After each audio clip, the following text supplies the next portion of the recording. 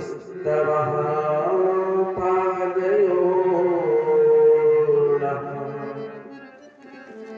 स्मृत्यां सिरस्तवः निवास जगत्प्रणामे दृष्टिः सतां दर्शने अस्तु भगवद्गुणा।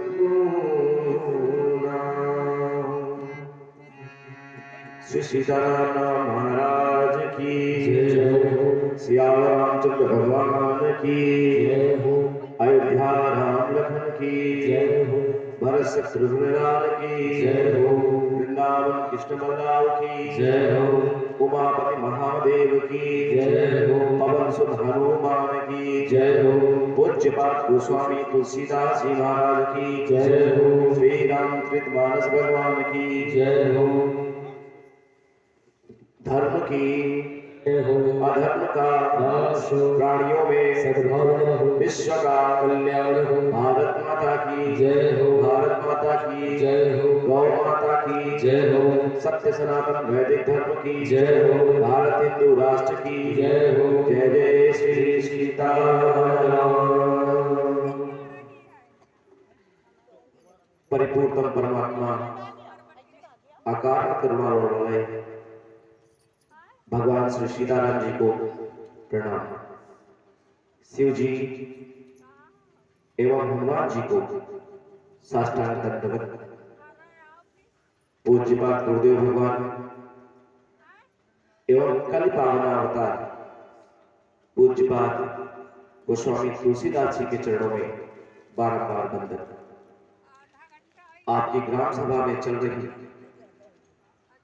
11 दिवसीय श्री राम कथा यज्ञ के आज हम सभी विश्राम दिवस में पहुंच चुके हैं। 10 दिन कैसे बीत गए पता न चला।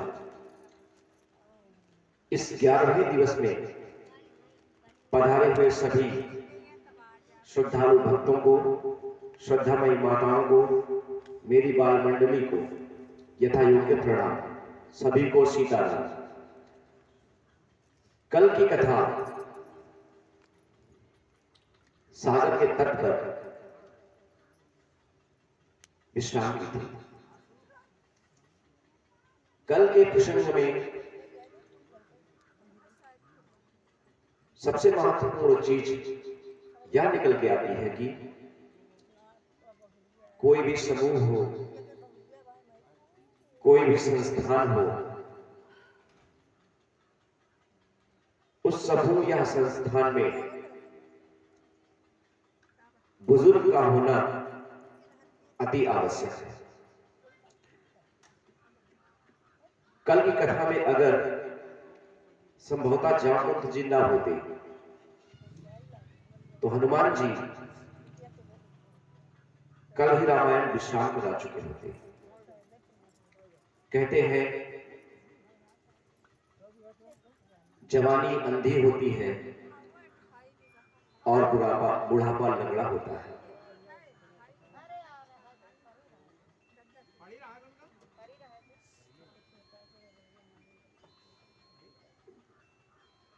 तात्पर्य कहने का यही है कि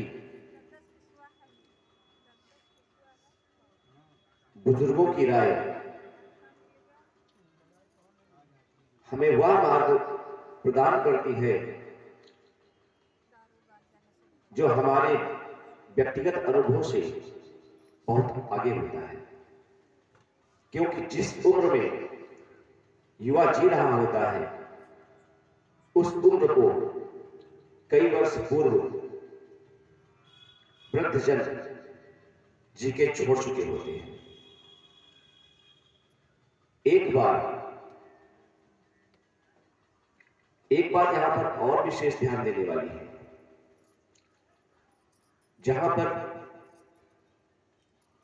बात उठती है कि प्रत्येक समूह या टीम में बुजुर्ग का होना आवश्यक है, वही यहां भी बात निकल के आती है कि बुजुर्गों को भी शक्ति का प्रयोग युवाओं को ही करने देना चाहिए, बुद्धि का प्रयोग स्वयं में लेना चाहिए, और युवाओं को चाहिए कि बुद्धि का प्रयोग बुजुर्गों के ऊपर छोड़ दें, शक्ति का प्रयोग बुजुर्गों के बताए गए मार्ग पर ही करें। एक समय एक घर में आग लग गई। घर के सारे सदस्य घर छोड़कर भाग खड़े हुए। उस घर में दो प्राणी शेष रह गए, एक अंधा था और एक लंगड़ा। अंधा दौड़ तो सकता था, परंतु उसे पता नहीं था कि किधर जाना है, और जो लंगड़ा था वह देख तो सकता था कि किधर जाना है, परंतु दौड़ नहीं सकता था। दोनों ने आपस में मंत्रणा की। अंधे ने कहा, तुम मेरे कंधे पे विराजमान हो जाओ, तुम मुझे मार्ग बताते रहना, और मेरे पैर तुम्हें इस आग से बाहर निकाल देंगे।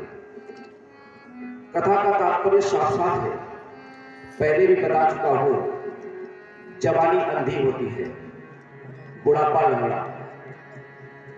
अंधी जवानी दौड़ती तो है, पर किस मार्ग पर जाना है यह ज्ञात नहीं होता, और बुढ़ापा देख तो रहा है किस मार्ग पर चलना उचित है, लेकिन दुर्भाग्य वह दौड़ नहीं सकता। और जब दोनों का आपसी समावेश हो जाता है, अंधी जवानी के कंधों पर जब बुढ़ापा का अनुभव सवार होता है, तब वह दोनों उस आग से, उस ताप से बच जाते हैं। यही अगर समाज में किया जाए, युवा अगर वृद्धों के पास बैठे, वृद्धों का सहारा ले और वृद्धों के बताए गए सन्मार्ग पर आगे बढ़े, तो सफलता उनको मिलेगी। अगर वह नहीं मानेंगे तो लौट के युवाओं को वृद्धों के बताए हुए सन्मार्ग पर ही चलना पड़ेगा, परंतु उनके द्वारा व्यर्थ में जो समय व्यतीत होगा वो वापस नहीं आ सकता, क्योंकि वृद्धों को प्यास अनुभव होता है। एक ट्रेन में एक वृद्ध यात्रा कर रहा था। तभी सामने चार लड़के आकर बैठ गए। चारों लड़कों ने एक योजना बनाई कि चलो ट्रेन को रोकते हैं, देखते हैं क्या होता है। तो उसमें से एक ने कहा, अगर ट्रेन रोकोगे तो जुर्माना देना होगा। तो सबने कहा, इतना तो पैसा हम लोगों के पास है ही कि हम लोग जुर्माना दे सकते हैं। सबने चंदा लगाया, 700 रुपए उन चारों के पास निकले, और उन चारों में से एक के पास रख दिए गए कि आप चैन खींचो, ट्रेन रुकेगी, टीटी आएगा या सुरक्षा में लगे हुए पुलिसकर्मी आएंगे, जुर्माना बताएंगे तो दे दिया जाएगा। उन्हीं में से एक लड़का बोलता है कि पैसा भी नहीं देना पड़ेगा, या जो सामने वृद्ध बैठा हुआ है इसका नाम लगा दिया जाएगा, पैसा भी बच जाएगा, ट्रेन रोकने का मजा भी आ जाएगा। फिर क्या था, लड़कों ने ट्रेन खींच दी, ट्रेन खींची, चैन खींची, ट्रेन रुकी, प्रशासन बोगी में आ गया और पूछने लगा चैन क्यों खींची गई। तो उन चारों लड़कों ने वृद्ध की तरफ इशारा कर दिया, इसी बुढ़े ने चैन खींची है। फिर क्या था, यहां पर बच्चों का, लड़कों का अविवेक और वृद्ध के विवेक की परीक्षा। वृद्ध तुरंत सुरक्षा कर्मियों के पैरों में गिर गया, मुझे बचा लीजिए, मैं मर जाऊंगा, ये सब मुझे बाहर फेंक रहे थे, और मेरे पास 700 रुपए थे जो इस लड़के ने मिलकर निकाल गया और इसके पास है। मुझे परिस्थिति बस चैन खींच के गाड़ी रोकनी पड़ी।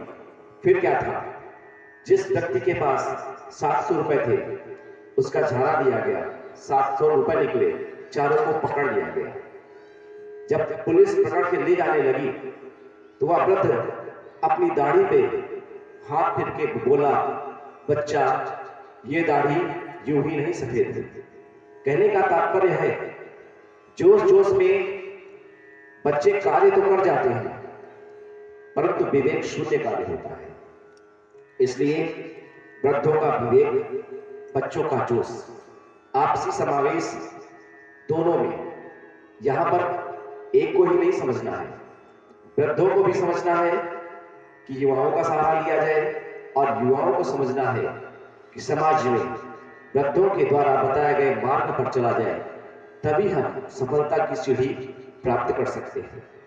वरना जामवंत में सामर्थ्य था, वह भी सब कुछ कर सकते थे, क्या जरूरत थी अंगद, हनुमान, नरनील किसी को न लेते? या फिर अगर युवा ही सारे काम कर लेते, सुग्रीव भगवान के साथ प्रवर्सन पर्वत पर रुके, सबसे बुजुर्ग जामवंत थे, उनको भी रोका जा सकता था। लेकिन एक शिक्षा देने के लिए कि जिस टीम में, जिस समूह में या जिस परिवार में वृद्धों की बात मानी जाती है, वह परिवार, वह समूह सफलता अवश्य प्राप्त करता है। हनुमान जी ने जैसे ही जामवंत की बातों को सुना, विशालकाय स्वरूप पे आ गए। बोले, आप पता लगाने की बात करते हो, मैं लंका जाऊंगा, रावण का वध कर दूंगा, या लंका जाकर रावण सहित सारे निशाचरों का वध कर दूंगा, या आप कहते हैं सुधी लेकर आना है, मैं लंका जाऊंगा और त्रिकूट पर्वत को उठाकर ही यहां ले आऊंगा। इस जोश को देखिए, हनुमान जी में सामर्थ्य था। रावण ने वरदान में मांगा था, बानर मनुज जात द्विबारे, बानर और मनुष्य मुझे मार सके।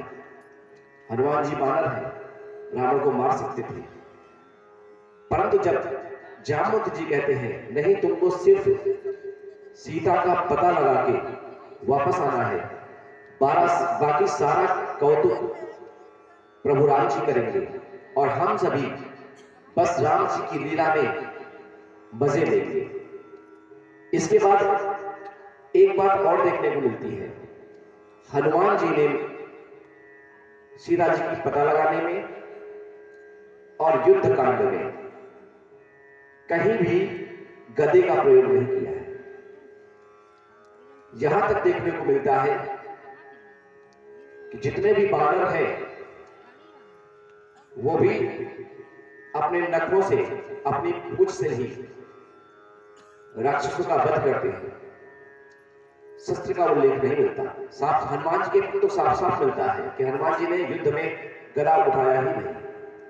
जब जामवंत जी ने बता दिया कि सब कुछ राम जी को करना है, हम तो सभी दर्शक हैं, बस मजे लेंगे, हनुमान जी भी सोच लिए हमें क्या है, जो कार्य बताया गया वही करना है, बाकी राम जी करेंगे। इसके बाद हनुमान जी सुंदर पर्वत पर, सुंदर कांड में सुंदर शब्द का उल्लेख कई बार हुआ है। सबसे पहले तो हनुमान जी जिस पर्वत से लंका के लिए छलांग लगाने जा रहे हैं, उस पर्वत से लंका की दूरी 100 योजन, लगभग 1200 किलोमीटर है। एक ऐसी छलांग जो 1200 किलोमीटर के बाद ही शांत हो। हनुमान जी जैसे ही जामवंत की बातों को सुनते हैं,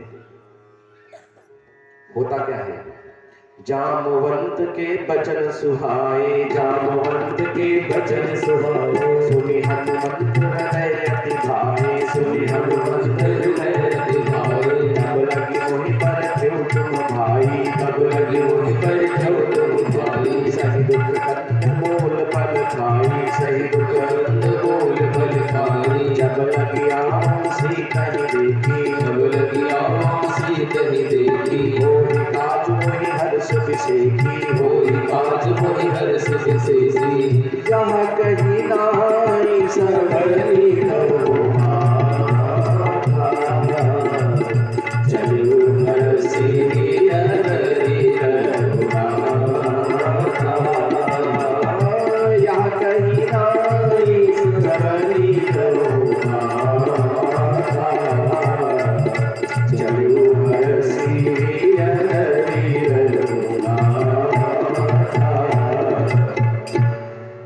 ही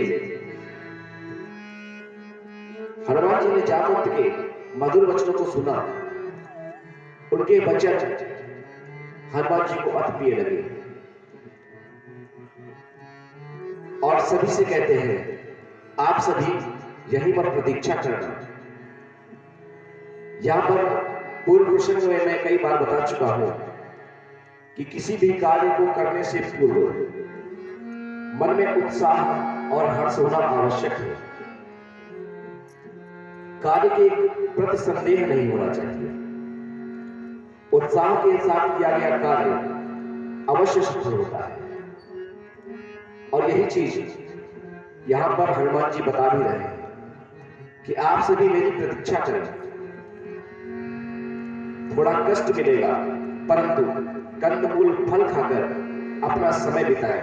जब तक मैं सीता जी की सुधि लेके नहीं आ जाता। तो किसी ने पूछ दिया कि तुम्हें क्या पता कि सीता जी की सुधि मिल ही जाएगी। तो हनुमान जी कहते हैं मिल जाएगी, कार्य होगा, क्योंकि मेरे मन में हर्ष है। कहने का तात्पर्य यही है कि कोई भी कार्य रोते हुए ना किया जाए। कार्य कठिन हो या सरल, हर्ष के साथ किया जाए। और इसके बाद हनुमान जी की विनम्रता देखिए। अगर आज का व्यक्ति होता तो यही कहता कि तुम सभी लौट जाओ अपने नाम के लिए, कि मैं जाऊंगा सीता जी का पता लगाऊंगा और वापस अकेले हनुमान राम जी के पास जाऊंगा, अपने नाम का ढिंढोरा पीटूंगा। परंतु यहाँ पर हनुमान जी की विनम्रता देखिए। वह सभी को प्रणाम कर रहे हैं और वहीं पर विश्राम करने के लिए कह रहे हैं कि जब तक मैं वापस ना आ जाऊं आप सभी मेरी प्रतीक्षा करना। इतना कह के हृदय में भगवान राम का स्मरण करते हैं और जो सुंदर पर्वत है, सुंदर नाम का पर्वत, उसके ऊपर चढ़ जाते हैं। मोटरसाइकिल, कार या हवाई जहाज जब भी चलता है या उड़ान भरता है तो उसमें एक्सीलरेटर पहले बहुत जोर से दिया जाता है। गति पकड़ने के बाद सामान्य रूप से एक्सीलरेटर दिया जाता है। और आज हनुमान जी भी मानो सुंदर पर्वत पर खड़े होकर बार बार राम जी के नाम का स्मरण कर रहे हैं और अपने आप को छलांग लगाने के लिए तैयार कर रहे हैं। बार बार रघुबीर सभारी, बार बार रघुबीर सभारी, करके उठवन तनय बल भारी, करके उठवन तनय बल भारी, जेहि वीर चरण तेहि हनुमंता, जेहि वीर चरण तेहि हनुमंता, चलो सोगा पाताल तुरंता, चलो सोगा पाताल तुरंता, जिमी अमोघ रघुपति करबाना, जिमी अमोघ रघुपति करबाना, एहि भांति चलो हनुमाना, एहि भांति चलो हनुमाना, एहि भांति चलो हनुमाना। हनुमान जी ने बार बार राम जी के नाम का स्मरण किया और छलांग लगा दी। इसके बाद समुद्र में पड़ने वाले जो पर्वत हैं उन पर जब भी हनुमान जी का पैर पड़ता है तो हनुमान जी का वेग इतना है कि वह पर्वत पाताल को चला जाता है।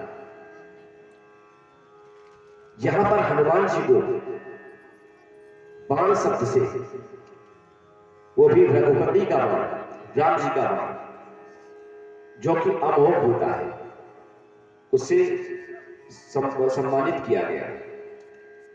हनुमान जी के लिए सुंदरकांड में बाण शब्द 4 बार प्रयोग हुआ। कहने का भाव यह है कि हनुमान जी हनुमान के वेश में दिख तो रहे हैं, परंतु जैसे राम जी का बाण अमोघ है, आज राम जी ने अपने धनुष से हनुमान रूपी बाण को संधान करके सीता की सुधि के लिए भेजा है। और राम जी का बाण कभी भी कार्य किए बिना वापस नहीं आता। हनुमान जी भी इसी प्रकार चल रहे थे। रास्ते में समुद्र ने सोचा कि इक्ष्वाकु वंश में सागर के समय मेरी उत्पत्ति हुई, आज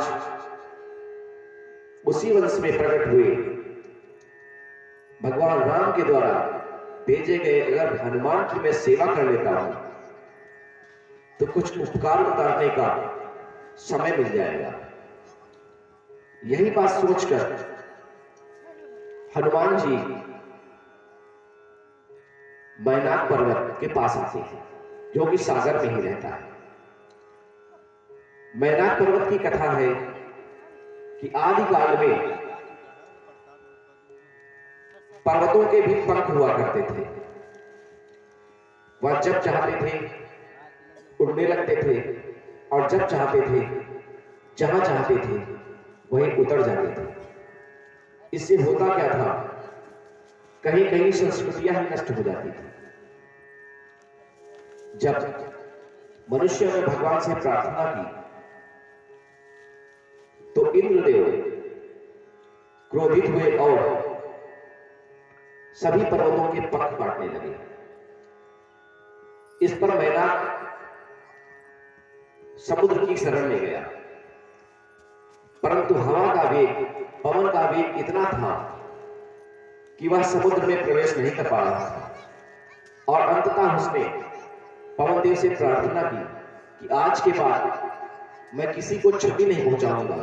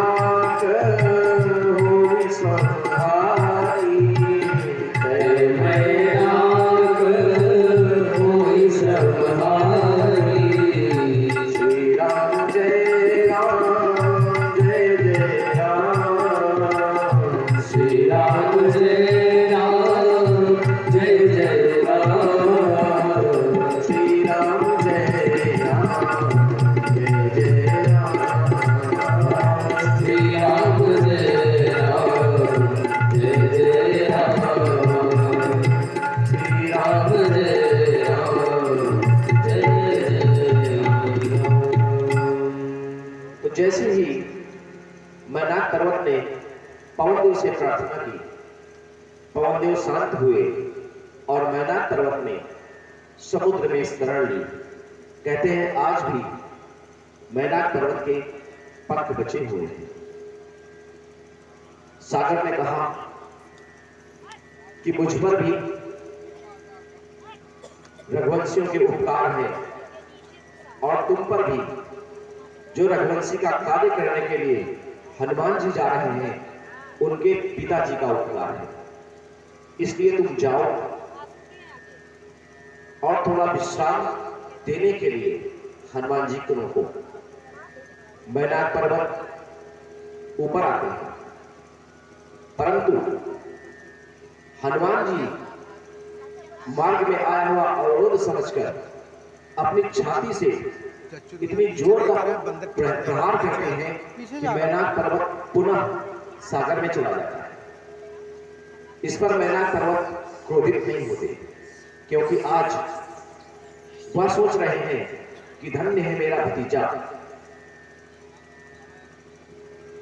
जो राम के कार्य के लिए जा रहा है और मुझे बाधा समझकर ऐसा प्रहार करता है कि मैं पुनः समुद्र में चला गया। कोई संदेह नहीं, हनुमान जी बलवान हैं, कार्य करेंगे। मैनाक जी पुनः ऊपर आते हैं और हनुमान जी से प्रार्थना करते हैं कि कार्य बहुत लंबा है, कुछ विश्राम कर लीजिए। इस पर हनुमान जी उन्हें प्रणाम करते हैं और स्पर्श करके ही कहते हैं कि कार्य बहुत लंबा है, इसलिए विश्राम करना मेरे लिए उचित नहीं। यहां एक शिक्षा और मिलती है कि जब कभी भी आप भक्ति पथ में आगे बढ़ेंगे तो आपको प्रलोभन मिलेंगे। मैनाक पर्वत के बारे में कहा जाता है कि वह सोने का पर्वत है। भक्ति पथ पर पड़ने के पश्चात सर्वप्रथम माया ही गिरती है, परंतु एक भक्त को क्या करना चाहिए जो हनुमान जी ने किया। हनुमान तेहि परसा कर पुनि कीन प्रणाम, और कहा राम काज कीन्हे बिनु मोहि कहाँ पेशान। मैं आपको प्रणाम करता हूँ, स्पर्श करता हूँ, परंतु जब तक राम जी का कार्य नहीं होता मैं विश्राम नहीं लूंगा। यह शिक्षा प्रत्येक भक्त को लेनी चाहिए कि भक्ति के पथ पर बढ़ने के पश्चात अगर कोई प्रलोभन आ रहा है तो प्रलोभन का अनादर न किया जाए, उसे प्रणाम करके अपने पथ पर आगे अग्रसर हो जाए।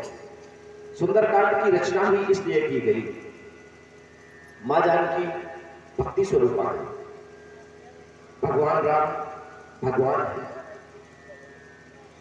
और हनुमान जी भक्त। आज भगवान की प्रेरणा से हनुमान जी भक्ति की खोज में निकले हैं। मनुष्य को जब तक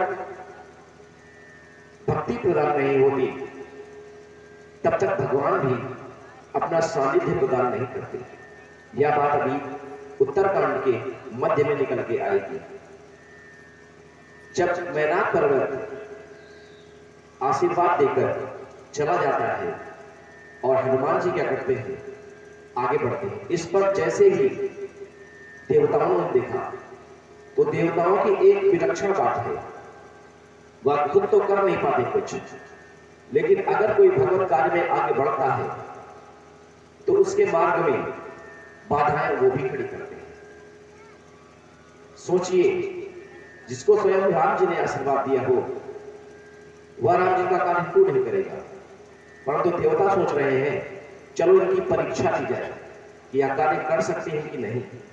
जब खुद करने के लायक नहीं वो हनुमान जी की परीक्षा लेने जा रहे हैं और करते क्या है। जात पवन सुत देवन देखा, जात पवन सुत देवन देखा, जाने कहूँ बल बुद्धि विशेखा, जाने कहूँ बल बुद्धि विशेखा, सुरसा नाम अहिन के माता, सुरसा नाम अहिन के माता, पटेल आई कही ते बाता, पटेल आई कही ते बाता, आज सुरन मोहिदीन आहारा, आज सुरन मोहिदीन आहारा, सुरत बचन का पवन कुमारा, सुरत बचन का पवन कुमारा, राम काज कर फिर मैं आवो, राम काज कर फिर मैं आवो, सीता कई सुध प्रभु सुनाओ, सीता कई सुध प्रभु सुनाओ। और उसके बाद तब तब बदल बैठी हो आई,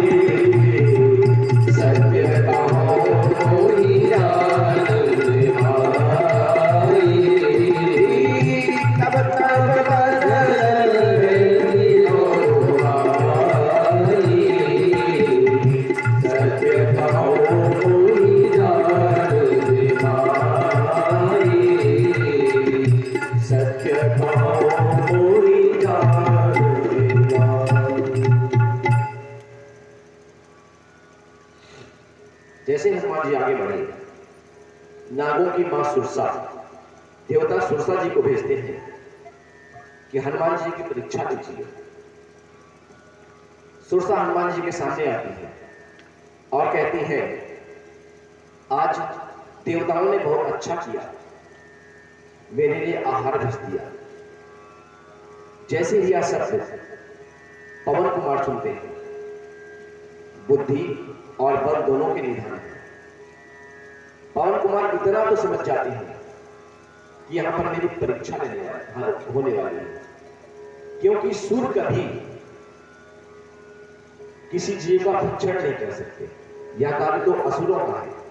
और सुरसा कह क्या रही है, कहीं कहा गया है कि मानसिक प्रवृत्ति जो होती है वह नहीं बदलती। सुरसा कहती, आज सुवर्ण मोहि दीन आहार, देवताओं ने मुझे आहार दिया है। और लंका कांड में कालनेमी को जब रावण समझा कर जाता है और कालनेमी हनुमान जी का मार्ग अवरुद्ध करने के लिए जब संकीर्तन करता है और हनुमान जी नीचे उतर कर जाते हैं, तो कालनेमी क्या कहता है, होत महारण रावण रामय। तो जो बुद्धिमान व्यक्ति होता है वो शब्दावली से ही पकड़ लेता है कि सामने वाला किस प्रवृत्ति का है। आज सुरसा जी कह रही, आज सुवर्ण मोहि दीन आहार। सुरसा जी को हनुमान जी पहचान गए कि यह क्षति नहीं पहुंचाएगी, परंतु फिर भी विनय करते हैं कि राम जी का कार्य करके राम जी को सुधि दे दो सीता की, उसके बाद में आपका भोजन बन जाऊंगा। परंतु सुरसा आगे बढ़ने नहीं देती। और सुरसा क्या करती है, जो जन भरते ही बदन पसारा, जो जन भरते ही बदन पसारा, कपितल कीन दुगुन विस्तारा, कपितल कीन दुगुन विस्तारा, सोरह जो जन मुक्ते भयो, सोरह जो जन मुक्ते भयो, तुरत पवन सुत भक्त से भयो, तुरत पवन सुत भक्त से भयो, जस जस सुरसा बदन बढ़ावा, जस जस सुरसा बदन बढ़ावा, आस कोट कपि रूप दिखावा, आस कोट कपि रूप दिखावा, सतयोजन तेहि आल कीना, अजिय गुरु पवन सुत लीना, बदन पैरी पूरी भारे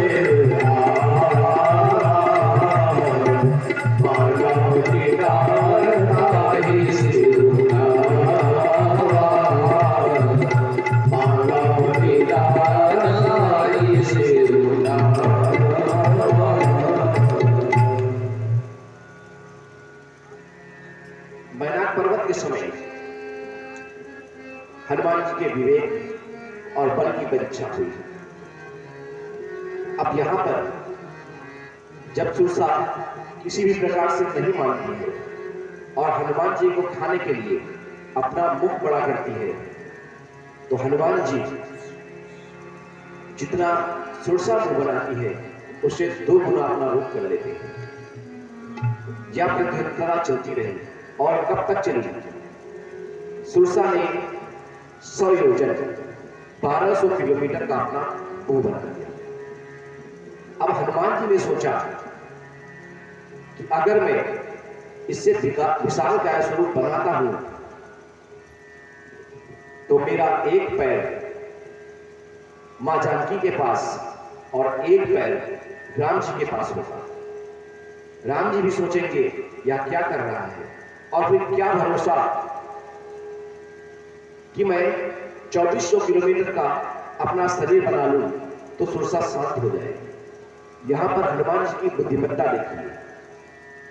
कहने का भाव है, मनुष्य के जीवन में जब संकट सुरसा का रूप धारण कर ले तो मनुष्य को उन संकटों का सामना न करना चाहिए, अपितु अपने आप को सूक्ष्म करके भगवान का स्मरण करके उन संकट से किनारा करना चाहिए। यहां पर यही हनुमान जी कर रहे हैं।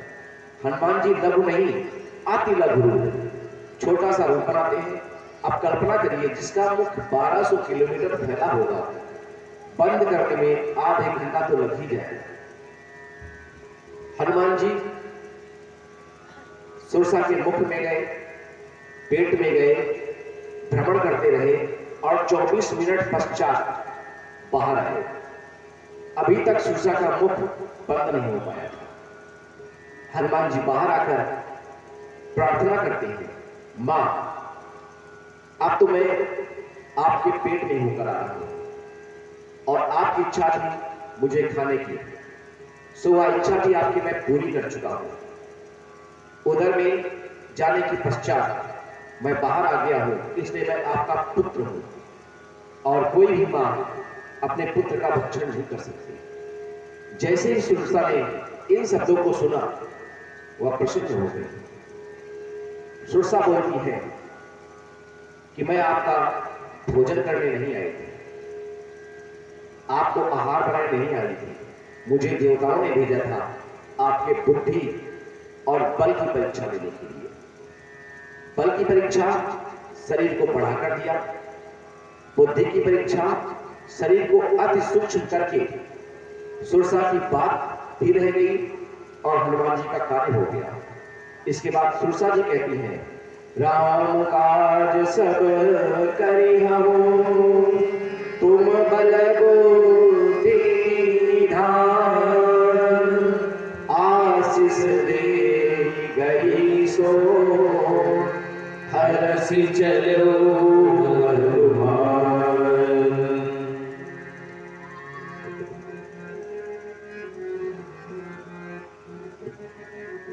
यहां पर सुरसा जी एक शब्द बोलती है। जामवंत जी ने कहा था कि इतना करहूं तात तुम जाई, सिर्फ सीता जी की सुधि लानी है, परंतु सुरसा जी कहती है राम काज सब करी। हनुमान जी थोड़ा विचलित होते हैं कि सुरसा जी बोल रही है राम काज सब करी हो। जामवंत जी कहते हैं इतना करहूं तात तुम जाई, सीता ही देखी कहां सुधी आई। मुझे करना क्या है समझ में नहीं आ रहा। परंतु हनुमान जी राम जी के ऊपर छोड़ देते हैं कि जब यहां तक प्रेरणा मिली है तो आगे क्या करना है उसकी भी प्रेरणा मिलेगी। इसके बाद जैसे ही हनुमान जी आगे छलांग लगाते हैं, राहु की मां सिंहिका जो पशु पक्षियों की छाया को पकड़ के नीचे खींच लेती थी और उनको अपना आहार बनाती थी, आज यही कार्य उसने हनुमान जी के साथ किया। परंतु हनुमान जी ने एक मुष्टिका से उसका वध कर दिया और लंका की तरफ आगे बढ़ते हैं। यहां पर लंका का वर्णन भी किया गया है। हनुमान जी लगभग 3 से 4 बजे के आसपास लंका द्वार पर पहुंच जाते हैं, परंतु सोचते हैं कि दिन में प्रवेश करना उचित नहीं होगा, अतः रात्रि का इंतजार करने लगते हैं। इसके बाद जैसे ही रात्रि आती है, हनुमान जी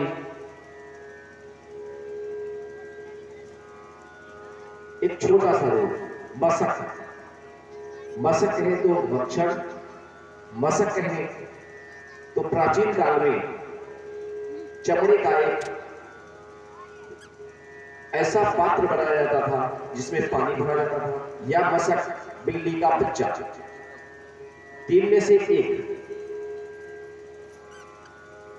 बच्चन अति सूक्ष्म है, छोड़ दीजिए।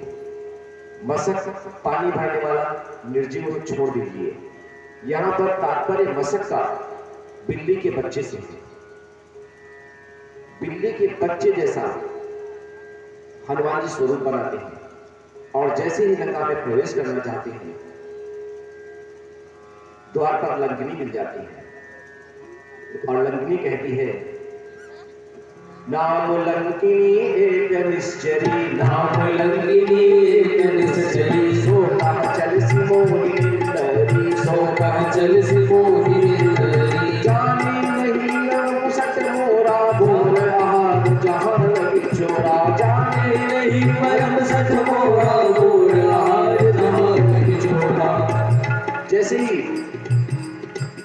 लक्ष्मी हनुमान जी को देखा और हनुमान जी से कहती है कि क्या तुम हमारे बर्फ को नहीं जानती? मैं चोरों को खाती हूँ।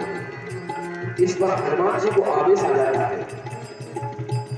कहते हैं अरे सबसे बड़ा चोर तो तुम्हारा स्वामी है, उसको तो अपना भोजन क्यों नहीं बनाती? और इतना कहती हनुमान जी, मुठिका एक महाकपि रुधिर बमत्र धरणी ठनमणि, मुठिका एक महाकपि रुधिर बमत्र धरणी ठनमणि, थोड़ी मारे उठी सोलंका पुर संभाली उठी सोलंका, जोर पानी कर विनय ससंका, जोर पानी कर विनय ससंका, जब राम नहीं ब्रह्मवर दीना, जब राम नहीं ब्रह्मवर दीना, चलत बिरंच कहाँ कोई जीना, चलत बिरंच कहाँ कोई जीना, विकल हो सते कपि के मारे तब जाने निश्चर संहारे, विकल हो सते कपि के मारे तब जाने निश्चर संहारे, तात मोर अति पुण्य बहुता देखियो मैं राम कर दूता, तात मोर अति पुण्य बहुता देखियो मैं राम कर दूता। जैसे ही हनुमान जी ने अपनी चारों अंगुलियों को और अंगुष्ठ को एक में मिलाया और जोर से एक मुष्टिका का प्रहार लंकनी के ऊपर करते हैं, लंकनी गुलाटे खाते हुए दूर तक चली जाती है और उसके मुख से रक्त निकलने लगता है। रक्त निकलने के पश्चात लंकनी को स्मरण ब्रह्मा जी का वरदान होता है कि ब्रह्मा जी ने कहा था कि जिस समय कपि के मारने से आप त्रसित हो जाए, समझ लेना अब लंका का विनाश निश्चित है। यहां पर लंकिनी कहती है कि आज मुझे आपका संग मिल गया, मैं धन्य हो गई, मैं आपको पहचान गई हूं और अपने पुण्य के बारे में अपने आप को धन्य मानती है और कहती है मैं धन्य हूं जो इन नयनों से राम के दूत का दर्शन कर रही हूं। यहां पर सत्संग की विशेषता एक राक्षसी अपने मुख से कर रही है कि एक मुक्के के प्रहार से जिसका पाप रूपी रक्त निकल गया, मन में भक्ति जागृत हो गई, तो सोचो सत्य का प्रहार, सत्य का क्रोध जब ऐसा कार्य कर रहा है तो सत्य का प्रेम या सत्संग कैसा कार्य करता होगा। लंकिनी कहती है तात स्वर्ग अपवर्ग सुख धरिय तुलायक अंग, तोलताहि सकल मिले जो सुख लहो सत्संग। सुरसा कहती है कि तराजू की एक पलड़े पर स्वर्ग का सुख वैभव रख दिया जाए और एक पलड़े पर एक लव मात्र का सत्संग रख दिया जाए, तो जो लव मात्र का सत्संग होगा वह स्वर्ग के सुख से भी भारी होगा। और इसके बाद लंकिनी भी हनुमान जी को आशीर्वाद देती है और आगे बोलती है प्रविशि नगर की जय सब काजा, प्रविशि नगर की जय सब काजा, हृदय राग को संगपुर राजा, हृदय राग को संगपुर राजा, करल सुधार पुकर नीताई, करल सुधार पुकर नीताई, गोपद सिंधु हरल सितलाई, गोपद सिंधु हरल सितलाई, धर्म सुमेरु रेणु समताई, धर्म सुमेरु रेणु समताई, राम कृपा करे चितराजानी, राम कृपा करे चितराजानी, अखिल गुरु धर्यो हनुमाना,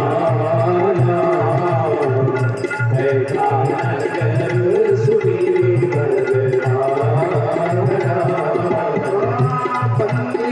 मंदिर हरि सोना, हे जानकार गणित यो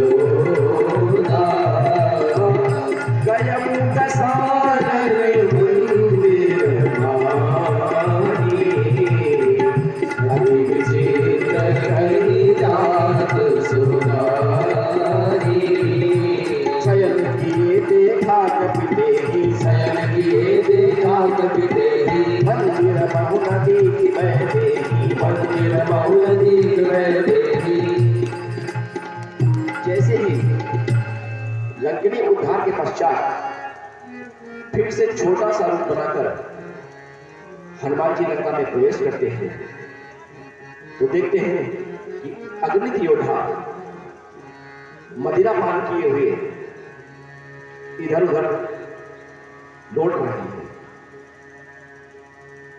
लंका की बनावट यहां पर मंदिर मंदिर बताई गई है। मंदिर महल को भी कहते हैं और संभवतः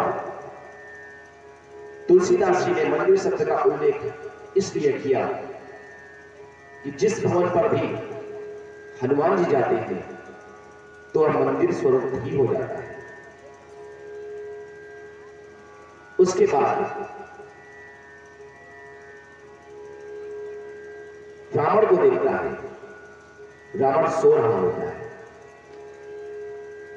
यहां पर वाल्मीकि रामायण में एक बात लिखी गई है कि जब हनुमान जी रावण को देखते हैं तो वह शयन कर रहा होता है, परंतु उसके शयन सैया के बगल में उसकी जूठी थाल रखी होती है और उस थाल में एक कटोरी में अधूरा दही यानी जूठा दही छोटा होता है।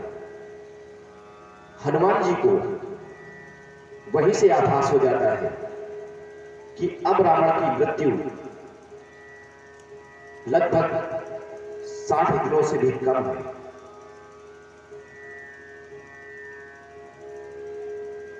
जो भी व्यक्ति दूध के पात्र को जूठा छोड़ता है या दूध आधा जूठा छोड़ता है, दही जूठा छोड़ता है, उसकी अकाल मृत्यु शीघ्र ही होती है। इसलिए सभी को शिक्षा लेनी चाहिए कि कभी भी दूध का पात्र या दही का पात्र, दूध के पात्र में या दही के पात्र में न दूध छोड़ा जाए न दही छोड़ा जाए। संभव हो तो दूध पान के पश्चात या दही खाने के पश्चात उस पात्र में थोड़ा सा जल डालकर उसे हिलाकर पी लिया जाए, क्योंकि अगर दूध के पात्र में दूध और दही के पात्र में दही जूठा छोड़ा जाएगा तो यह आपकी अकाल मृत्यु का कारण बनता है। इसलिए याद रखें कि दही और दूध को जूठा न छोड़ें। रावण के महल में भी हनुमान जी को सीता नहीं दिखती। इसके बाद एक भवन हनुमान जी देखते हैं। लिखा गया है, एक भवन एक पुनि दीख सुहावा, हर मंदिर का भिन्न बनावा। अभी यहां पर हनुमान जी का प्रवेश नहीं हुआ है, इसलिए भवन शब्द का उल्लेख है। और वहां पर एक हरि मंदिर बना हुआ है, विष्णु जी का मंदिर, या कहें तो नरहरि जी का मंदिर। लंका में नरहरि की पूजा होती थी, विष्णु स्वरूप नरहरि की, जिसका अधिकार रावण ने स्वयं विभीषण को दे रखा था। वह जो मंदिर था नरहरि यानी नरसिंह जी का मंदिर था। जब उस भगवान को हनुमान जी देखते हैं और भगवान के बाहर बनी आकृति को देखते हैं, सोचते हैं रामायुध अंकित ग्रह शोभा बरनी न जाय, नव तुलसी का बंद कहाँ, देखी हरस कपीरा। और विचार करते रहते हैं, लंका निश्चर निकर निवासा, लंका निश्चर निकर निवासा, यहाँ कहाँ सज्जन कर वासा, यहाँ कहाँ सज्जन कर वासा। मन बहु तर्क करे कपिलादा, मन बहु तर्क करे कपिलादा, तेहि समय विभीषण जागा, तेहि समय विभीषण जागा। राम राम तेहि सुमिरन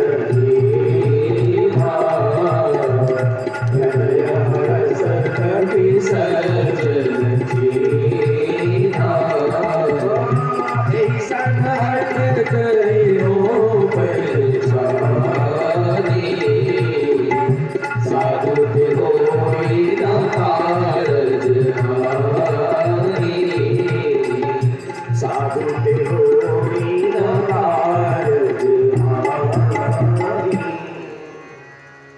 जब उस भवन को हनुमान जी देखते हैं तो विचार करने लगते हैं कि राक्षसों की नगरी में यह मंदिर कैसा।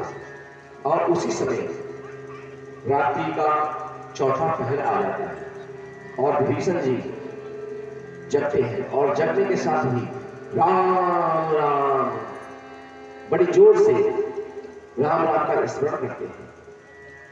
हनुमान जी समझ जाते हैं कि इस भवन में जो भी है सज्जन है, इससे मुझे हठतापूर्वक कुछ न कुछ जानकारी लेनी चाहिए, क्योंकि जो राम जी का भक्त है उससे मेरा तो आहित नहीं हो सकता। इसके बाद हनुमान जी विप्र का रूप धारण करते हैं और जैसे अंदर से विभीषण जी राम राम उच्चारण करते हैं, बाहर से हनुमान जी भी राम राम उच्चारण करते हैं। इतना सुनते ही विभीषण जी भागकर बाहर आ गए। सोचने लगे मेरे अलावा, मेरे अतिरिक्त लंका में ऐसा कौन है जो राम नाम का उच्चारण कर रहा है। यहां पर कुछ दंत कथाएं मिलती है कि जब विभीषण अपने भवन में रहता था, राम नाम दीवार पर, द्वार पर लिखवाया था, राम नाम का उच्चारण करता था तो अन्य असुरों को जलन होती थी। यह तो शत्रु का नाम लेता है। इस पर रावण से शिकायत की गई। रावण ने विभीषण को बुलाया। विभीषण असमंजस में थे, उत्तर क्या दूंगा, परंतु भगवान अपने भक्त की रक्षा सदैव करते हैं और विभीषण को प्रेरणा हुई। जैसे विभीषण राजदरबार में पहुंचते हैं, विभीषण को प्रेरणा हो जाती है और रावण जैसे पूछता है कि तुम राम का नाम जपते हो, तो विभीषण कहता है नहीं महाराज, आप मेरे अग्रज हैं। अग्रज पिता तुल्य होता है, इसलिए मैं आपके नाम से रारकार रावण और मैया मंदोदरी के नाम से मामकार मंदोदरी कहता हूं। रावण प्रसन्न हो जाता है, वाह भाई, हमसे इतना स्नेह। और जो असुर शिकायत लेके आए थे उनको डांटने लगता है कि या तो मेरे भाई का मेरे प्रति प्रेम है और तुमको लग रहा है कि विभीषण असुर का नाम ले रहा, विभीषण शत्रु का नाम ले रहा। परंतु जैसे ही राम जी ने प्रति उत्तर में, क्षमा चाहता हूं, हनुमान जी ने प्रति उत्तर में राम राम शब्द का उल्लेख किया तो विभीषण बाहर निकल के आ जाते हैं और सोचते हैं कि मेरे अतिरिक्त लंका में ऐसा कौन है जो राम नाम का उच्चारण कर रहा है। बाहर आकर प्रणाम करते हैं और कुशल पूछते हैं कि आप लंका में राम का नाम ले रहे हो, आपकी कुशल तो है। इसके बाद सोचते हैं कहीं प्रभु राम ही तो मुझे दर्शन देने नहीं चले आए। हनुमान जी से कहते हैं कि आप कौन हैं। कि तुम हरि दासन कोई, कि तुम हरि दासन कोई, मोरे हृदय प्रीति होई, मोरे हृदय प्रीति होई, कि तुम राम दीन अनुरागी, कि तुम राम दीन अनुरागी, आयं मोहि करन बड़ भागी, आयं मोहि करन बड़ भागी। विभीषण कहते हैं आप कौन हैं। मेरे हृदय में तो ऐसा लग रहा है कि आप स्वयं राम हैं। मुझ पर अपनी अनुग्रह करने के लिए आए हैं। जैसे ही हनुमान जी देखते हैं ये तो परम राम भक्त है, तो हनुमान जी कहते हैं जो घटना पीछे घटी वह सारी घटना और भक्त का कार्य देखिए। हनुमान जी ने सर्वप्रथम राम जी की कथा की, तत्पश्चात अपना नाम बताया। तब हनुमंत कही सब राम कथा निज नाम। और जैसे ही विभीषण ने राम जी की कथा को सुना, राम की कथा या भगवत की कथा, भगवत कथा व्यथा को नष्ट करने वाली होती है। और विभीषण जी के साथ क्या होता है? सुनत जुगल तन पुलक मन भगन सुमिरे गुण राम। यहां पर विभीषण जी लंका में अपनी रहनी बताते हैं कि मेरी रहनी कैसी है। सुलभ पवन सुत रहनी हमारी, सुलभ पवन सुत रहनी हमारी, जिमित सनन महु जीव विचारी, जिमित सनन महु जीव विचारी। हाथ कबहु मोहि जानी अनाथा, हाथ कबहु मोहि जानी अनाथा। हरि है कृपा भानु गुणनाथा, हरि है कृपा भानु गुणनाथा। तामस तन कछु साधन नाही, तामस तन कछु साधन नाही। दीन पद सरोज मन माही, दीन पद सरोज मन माही। अब मोहि भरोस हनुमंता, अब मोहि भरोस हनुमंता। बिनु हरि कृपा मिलई सत्ता, बिनु हरि कृपा मिलई सत्ता। जो रघुबीर अनुग्रह कीन्हा, तब तुम मोहि रघुबर कीन्हा। जो रघुबीर अनुग्रह कीन्हा, तब तुम मोहि रघुबर कीन्हा। तब तुम मोहि रघुबर कीन्हा। विभीषण जी कहते हैं कि हमारे हे पवन पुत्र, लंका में मेरी रहनी इस तरह है जिस तरह मुख में 32 दांत के बीच जिभ्या रहती है। जिभ्या मुख में बहुत ही सावधान होकर रहती है। हल्की सी भी लापरवाही होती है, दांत जिभ्या को काट देते हैं। यही गति विभीषण की है।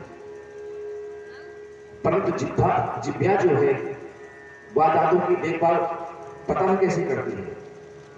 आपके दांत में कोई भी तिनका फंस जाए तो जब तक वह तिनका निकल नहीं जाता, जिभ्या उस दांत को सहलाया ही करती है। आज विभीषण की यही गति है। विभीषण असुर समाज का हित चाहते हैं, परंतु समस्त असुर दांतों की भांति विभीषण को दबाने का कार्य करते हैं। जैसे ही हनुमान जी से विभीषण ने कहा कि मेरी स्थिति मुख में जिभ्या जैसी है, तो हनुमान जी कहते हैं चिंता न करो, यह सोचो कि मुख में दांत पहले आए या जिभ्या। विभीषण जी कहते हैं जिभ्या। हनुमान जी का दूसरा प्रश्न होता है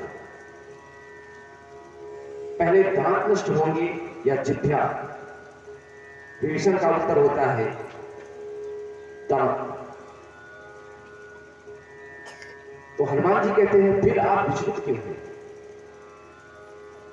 एक जिभ्या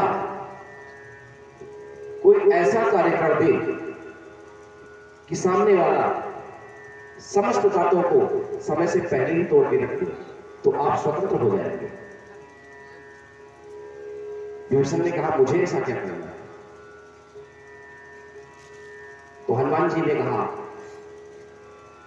आपको अपनी वाणी से राम जी की शरण में जाना है, और बाकी राम जी में वह सामर्थ्य है कि आप वह जिह्वा के रूप में स्वीकार करेंगे और आपके बताए जाने के अनुसार अगर असुर स्वरूपी दांत आपको परेशान कर रहे हैं तो समय से पूर्व ही राम जी उन दांतों को उखाड़ के फेंक देंगे और फिर आप इस लंका रूपी मुख में स्वतंत्र हैं, आपको कोई परेशान नहीं करेगा।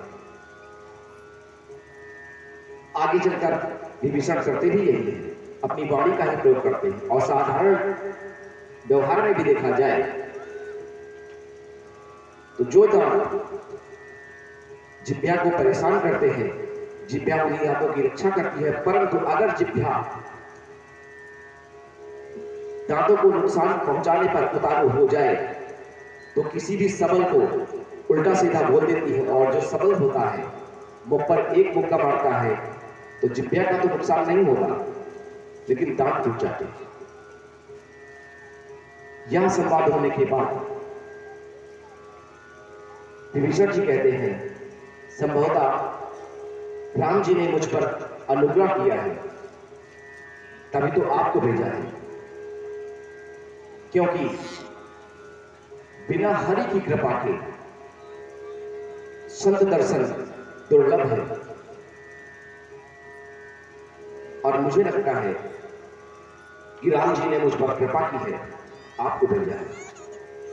इस पर हनुमान जी कहते हैं, नहीं, या तो मेरे प्रभु का स्वभाव है, मुझे भी देखिए मैं कौन सा उच्च कुल से हूं, बानर हूं, बानर का स्वभाव चंचल होता है, मैं सभी विधि से हीन हूं। यहां तक कहा गया कि जो प्रातः काल उठते ही बानर का नाम लेता है उसे दिन में भोजन नहीं प्राप्त होता। इसके बाद भी असमय अधम सखा सुनो मोह पर रघुवीर कीन्ही कृपा सुबे गुण धरे बिरोचन। प्रभु ऐसे ही है, वो अवगुणों को नहीं देखते, वह तो बस आपके गुण को देखेंगे और दोनों में आपस में राम जी के स्वभाव, राम जी के गुण के बारे में चर्चा होती है। दोनों आपस में कहते हैं, आसरा इस जहां का मिले ना मिले, मुझको तेरा सहारा सदा चाहिए। आसरा इस जहां का मिले ना मिले, मुझको तेरा सहारा सदा चाहिए। चांद तारे फलक पर दिखे ना दिखे, चांद तारे फलक दिखे ना दिखे, मुझको तेरा इशारा सदा चाहिए। चांद तारे फलक पर दिखे ना दिखे, मुझको तेरा सहारा सदा चाहिए। आसरा इस जहां का मिले ना मिले।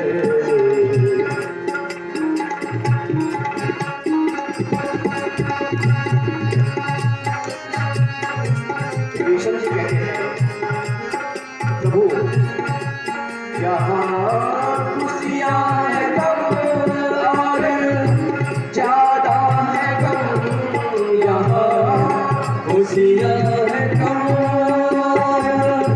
ज्यादा है गम, जहाँ देखो वही है भरम ही भरम, जहाँ देखो वही है भरम ही भरम।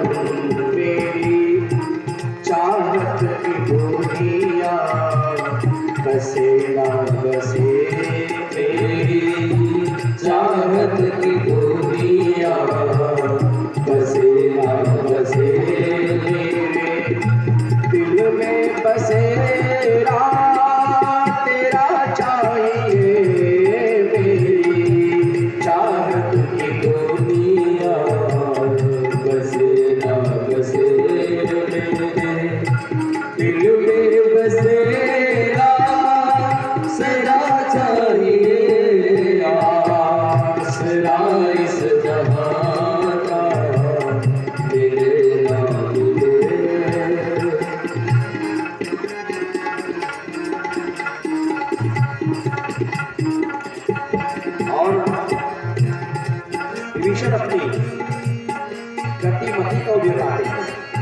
हे प्रभु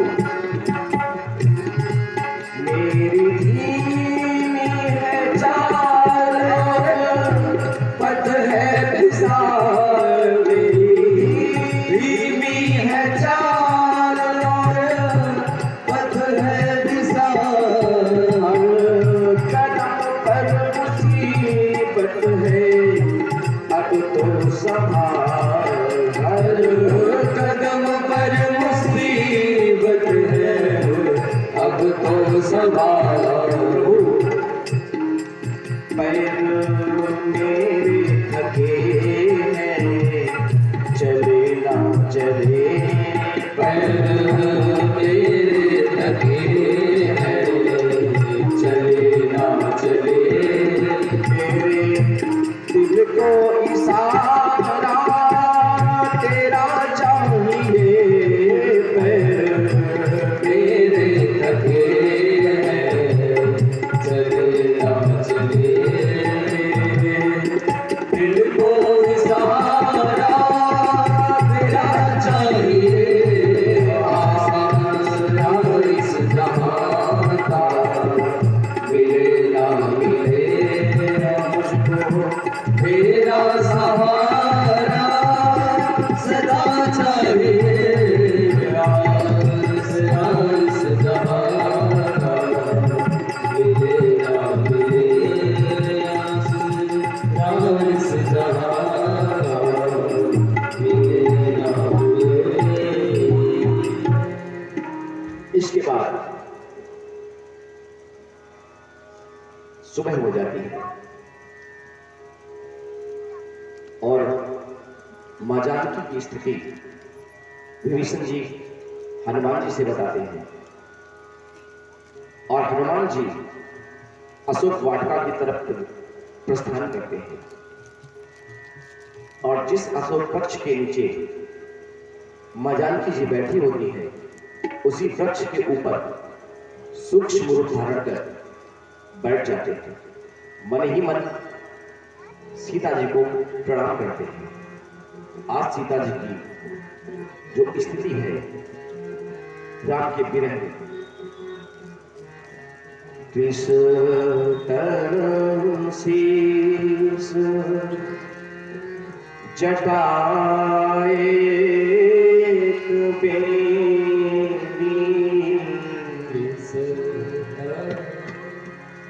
जपति हृदय रघुपति गुण श्रेणी। राम जी के वियोग में मां जानकी का शरीर कृष्ण दुबला हो गया, बालों को जटा के स्वरूप में बना लिया है और निरंतर राम जी का नाम गुणगान करते हैं। इस प्रसंग का तुलसीदास जी द्वारा रचित पर्वे रामायण में उल्लेख मिलता है कि आज मां जानकी की जो स्थिति है वह ऐसी है कि मां जानकी के दाहिने हाथ की अनामिका की अंगुली में उनकी कलाई चली जाती है, इतना वह दुबली हो चुकी है। प्राण निकलना चाहते थे परंतु निकले कैसे? आगे दोहे में बताया गया है, निज पद नयन दिए मन राम पद कमल लीन, परम दुखी भार पवन सुत देखी जानकी दीन। इसी दोहे को हनुमान जी राम जी के सामने वापस जाने के बाद प्रस्तुत करते हैं कि मां जानकी के प्राण अभी तक शरीर में क्यों है। प्रसंग आने पर आगे उस पर चर्चा होगी। सीता जी की स्थिति देखने के पश्चात यहां पर हनुमान जी के अभी तक हनुमान जी का बल बुद्धि इसकी परीक्षा हो चुकी है। अब यहाँ पे हनुमान जी के धैर्य की परीक्षा है।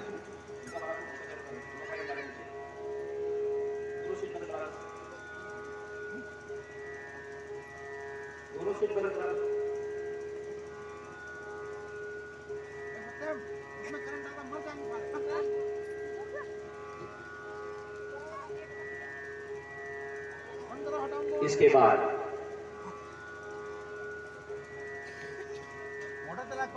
अब यहां पर हनुमान जी के धैर्य की परीक्षा होती है। जिस समय सीता जी अशोक वृक्ष के नीचे रहती है, हनुमान जी वृक्ष पर रहते हैं, उसी समय वहां पर रावण का प्रवेश होता है और रावण सीता जी को समझाता है। रावण की इच्छा है कि एक बार सीता जी मेरी ओर देख ले। बहुत सारे प्रलोभन देता है रावण, परंतु सीता जी क्या करती है? तृणधारी ओट कहत बैदेही, तृणधारी ओट कहत बैदेही, सुमिरि अवधपति परवसनेही, सुमिरि अवधपति परवसनेही, सुन दस मुख का ज्योत प्रकाशा, सुन दस मुख का ज्योत प्रकाशा, अबहु विरलनी करई विकासा, अबहु विरलनी करई विकासा, असमन समुझ खाती जानकी, असमन समुझ खाती जानकी, हल सुख नहीं रघुबीर बानकी, हल सुख नहीं रघुबीर बानकी, सत सूने हरियाणे मोही, सत सूने हरियाणे मोही, अधम निलज्ज लाज नहीं कोई, अधम निलज्ज लाज नहीं कोई। जैसे ही रावण का प्रलोभन मां जानकी को दिखाता है, तो मां जानकी एक तिनके का सहारा लेकर रावण जी से कहती है। यहां पर मां जानकी ने तिनके का सहारा क्यों लिया? कहते हैं मां जानकी का प्राकट्य भूमि से हुआ, इसलिए मां जानकी भूमिजा कहलाई। और जो घास फूस उगते हैं वह भी भूमि से मिलते हैं। अतएव जो तृण है, जो घास का टुकड़ा है, उससे मां जानकी का संबंध बहन और भाई का है। बहन के ऊपर जब भी कोई संकट आता है तो भाई ही उसकी रक्षा करता है। यह प्रसंग महाभारत काल में द्रौपदी और कृष्ण के मध्य मिल चुका है। सीता जी तृण के आड़ में आकर रावण को कहती है कि तू राम के पल को नहीं जानता, तू तो राम रूपी सूर्य के समक्ष जुगनू के समान है। अरे तू क्या, हजारों जुगनू भी क्यों न मिल जाए एक साथ, क्या वह सभी जुगनू मिलके कमल को खिला सकते हैं? संभव ही नहीं। और यहां पर इस चौपाई की अर्धाली में भी बाण शब्द का प्रयोग हुआ है। कहीं ना कहीं मानसिक रूप से ही राम जी ने मां जानकी को यह प्रेरणा दे दी है कि हनुमान जी के रूप में मेरा बाण तुम्हारे पास आ चुका है। और सीता जी कहती भी हैं, असमन समुझ कहत जानकी, खल सुधि नहीं रघुबीर बाण की। मेरे प्रभु राम का बाण यहां आ चुका है, जिसकी सुधि तुम्हें नहीं है, जिसकी खबर तुम्हें नहीं है। तू अपने आप को वीर कहता है। अरे अगर तू वीर होता तो मुझे चोरों की भांति चुरा के न लाता, राम से युद्ध करता। तो निर्लज्ज है।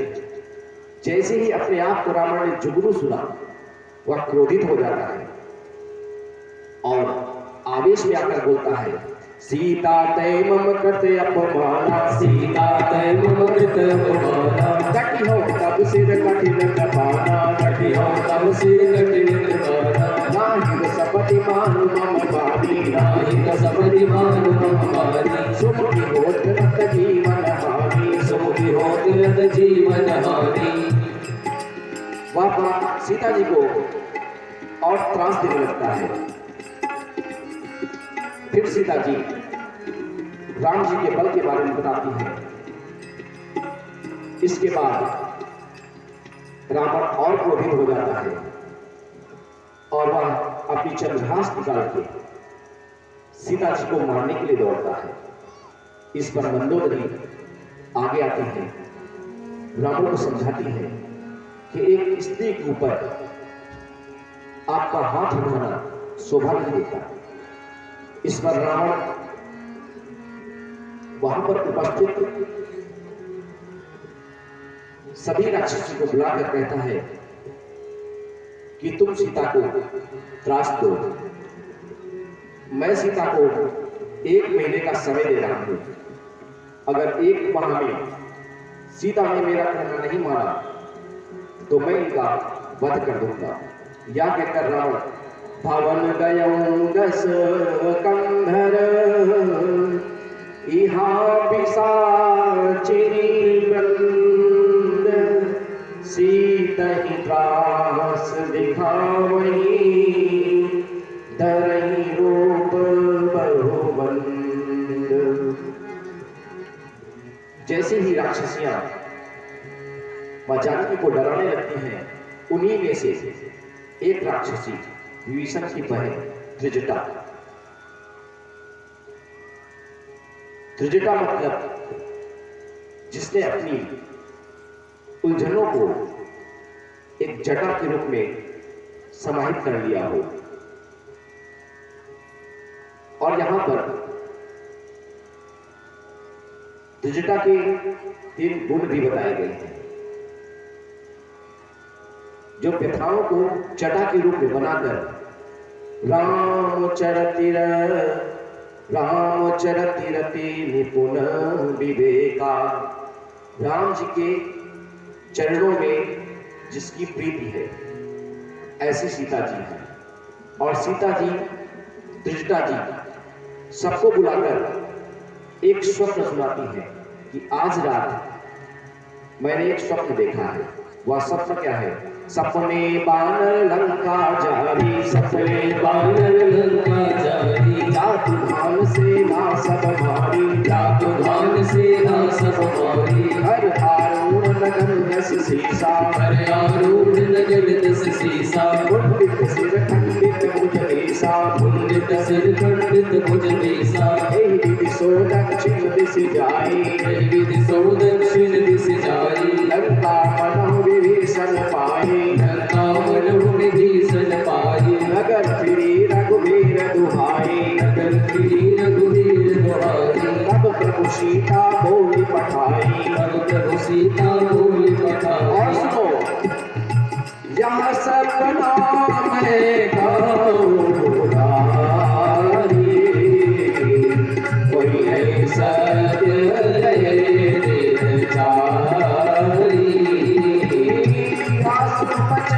सुनी दे सब जनक सुता के चरणी भरी, जनक सुता के चरणी भरी। यहाँ पर जो त्रिजटा के 3 गुण बताए गए, पहला राम जी के चरणों में प्रीति, सर्वगुण संपन्न, निपुण है और विवेकवान है।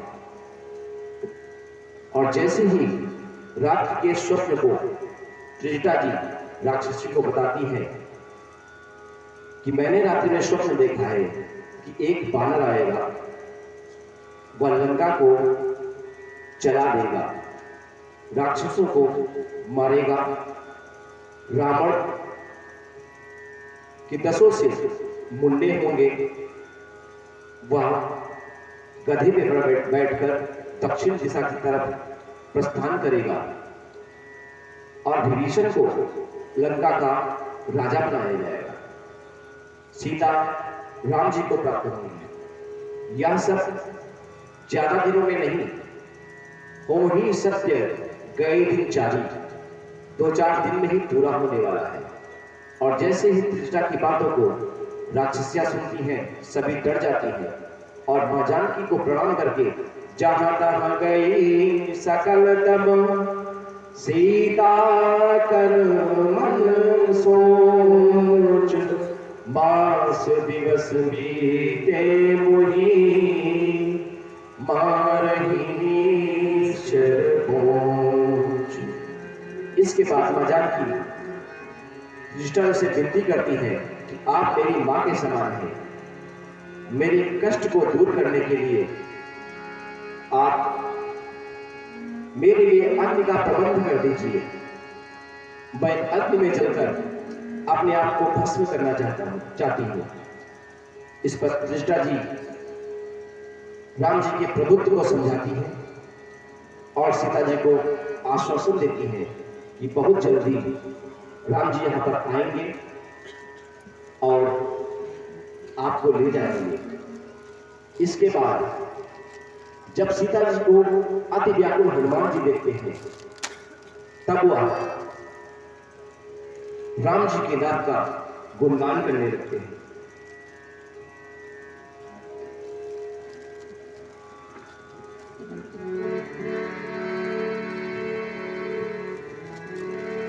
राम कहानी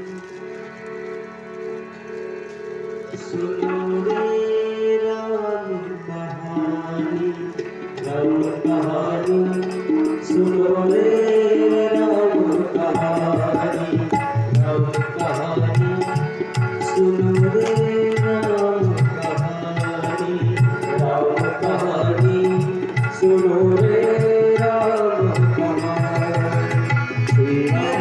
सुनत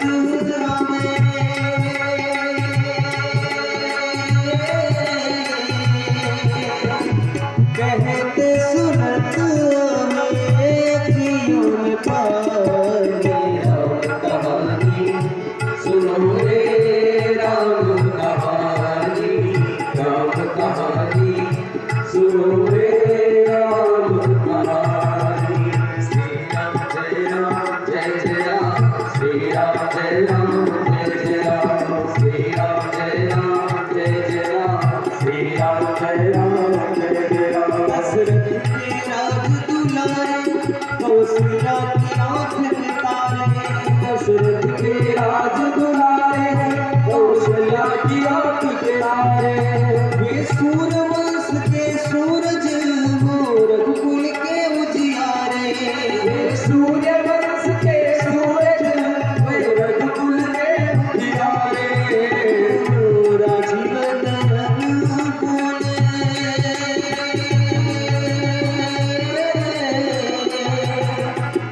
राजीव नयन बोले, राजीव नयन बोले मधुर वाणी। राम कहानी सुनो रे राम कहानी, राम कहानी सुनो रे राम कहानी।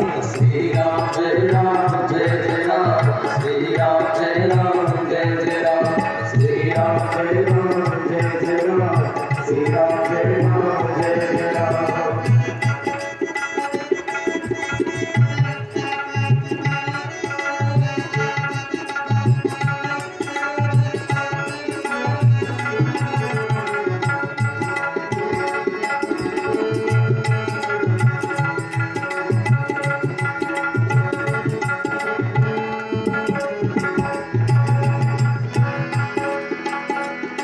शिव धनुष भंग प्रभु करके ले आए सीता वर के, शिव धनुष भंग प्रभु करके ले आए सीता वर के।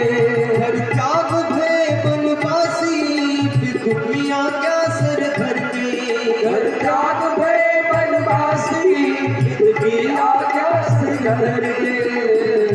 लखन सियाने संग,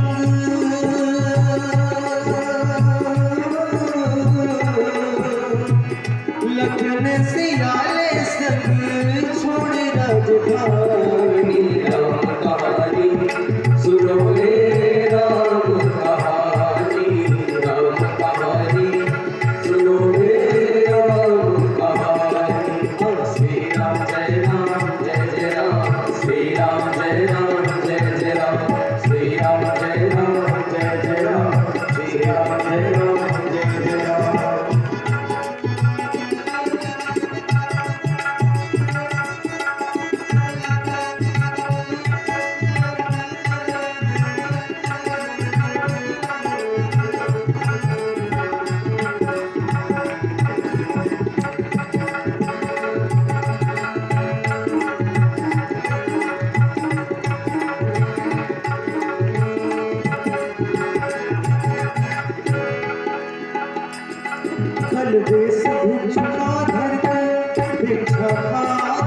करके फल भेष भिक्षुकार के इच्छा बात करके उस जनक सुता सीता को छल बल से ले गया हर के उस जनक सुता सीता को छल बल से ले गया हर के बड़ा दुख पावे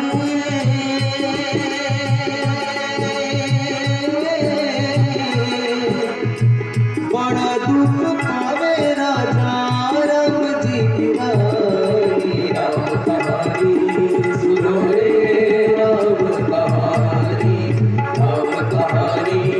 सुनो रे राम कहानी श्री राम जय राम जय जय राम श्री राम जय राम जय जय राम श्री राम जय राम जय जय राम श्री राम जय राम जय जय राम श्री राम जय राम जय जय राम श्री राम जय राम जय जय राम।